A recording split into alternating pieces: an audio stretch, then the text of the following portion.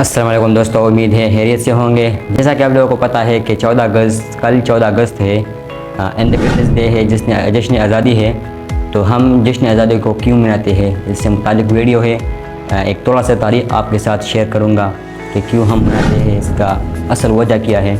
تو آپ کو یہ ویڈیو پوری دیکھنی ہوگی۔ سب سے پہلے تو یہ کہ بے شمار قربانیوں کی وجہ سے جس طرح پاکستان بننے میں لوگوں نے اپنے خون بہائے، شہداء ہوئے، بہت سے شہداء ہوئے ہیں نا، ان کے وجود سے قبل بہت سے شہداء ہوئے ہیں۔ 100 سال تک انگریزوں کے ہم غلام تھے، جو وہ کہا کرتے تھے ہم وہی کرتے تھے۔ اس سے پہلے تو متحد ہندوستان تھا، ہند اور مسلمان دونوں متحد رہتے تھے، لیکن پھر انہوں نے مسلمانوں پر زیر زبردستی کر کے ان سے حکومت واپس لے لی، اور پھر 100 سال تک ہم نے غلامی کی ان کے۔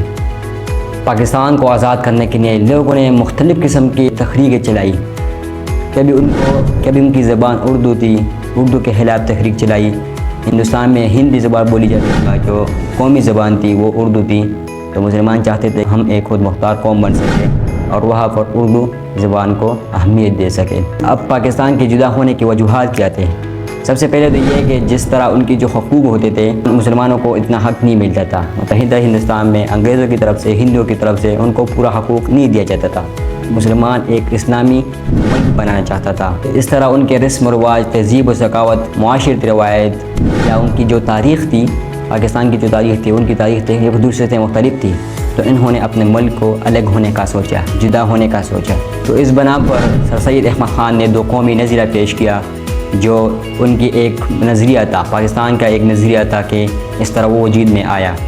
پھر مسلمانوں نے مختلف قسم کی جدوجہد شروع کی۔ مسلمانوں کے جو عظیم لیڈر تھے، قائد اعظم، پاکستان کے پہلے گورنر جنرل بھی تھے، انہوں نے جدوجہد شروع کی پاکستان کو وجود میں لانے کے لیے، پاکستان کو مٹی پر لانے کے لیے بہت سے جدوجہد کی۔ پھر مسلمانوں کی لازوال قربانیوں کی وجہ سے قائد اعظم محمد علی جناح کی جو جدوجہد تھی، پاکستان وجود میں آیا۔ اب اصل پوائنٹ پہ آتے ہیں کہ ہم 14 اگست یعنی جشن آزادی کو کیوں مناتے ہیں۔ سب سے پہلے تو یہ کہ مسلمانوں کی لازوال قربانیوں کی وجہ سے جو لوگ شہداء ہوئے ہیں، جن کے خون بہے ہوئے ہیں، ان کی یاد تازہ کرنے کے لیے، جنہوں نے اس وطن کی محبت میں اپنی خون بہا دی۔ اور اس طرح لوگ اپنے گھروں سے نکلتے ہیں، جس طرح وہ اپنی آزادی کے نعرے لگاتے ہیں، پاکستان زندہ باد، اس طرح کے نعرے لگاتے ہیں، تو اس سے محبت کی لگو ہوتی ہے۔ تو اپنے وطن سے محبت کرنا بھی ایمان کا حصہ ہے۔ تو اس طرح لوگ اپنے وطن سے محبت رکھتے ہیں، اس طرح نعرے لگاتے ہیں آزادی کے دن، جشن آزادی کے دن، کہ ہمارا ملک آزاد ہے، غلام نہیں ہے۔ جس طرح لوگوں نے خون بہائے ہیں، ہم ایک خود مختار اور آزاد ملک ہے۔ اس طرح ہم آزادی کے دن پہ جو نعرے لگاتے ہیں کہ ہم ایک آزاد ملک ہے، غلام نہیں ہے۔ اگر تم کہتے ہو کہ ہمارا ملک ابھی بھی غلام ہے، تو یہ سوچ لو کہ تمہارا سوچ غلام ہے۔ جب تک تمہارا سوچ آزاد نہیں ہوتا، تب تک تم غلام کہلاؤ گے۔ کیسے؟ اب میں آپ کو ایک مثال لیتا ہوں۔ جب ایک گھوڑا وہ بغیر باندھے کھڑا کر دیتا ہے اسی جگہ پر جہاں پر اسے ہمیشہ باندھ دیا جاتا ہے، اور وہ سوچتا ہے کہ میں تو باندھ گیا ہوں، یعنی میں ابھی آزاد نہیں ہوں، غلام ہوں، تو ان کی سوچ میں فرق ہے کہ وہ غلام ہے۔ اگر وہ یہ سوچتا ہے کہ مجھے تو نہیں باندھا گیا ہے، اگر یہ سوچتا ہے کہ مجھے تو باندھا گیا نہیں، تو وہ بھاگے گا، ان کی سوچ آزاد ہو جاتی ہے۔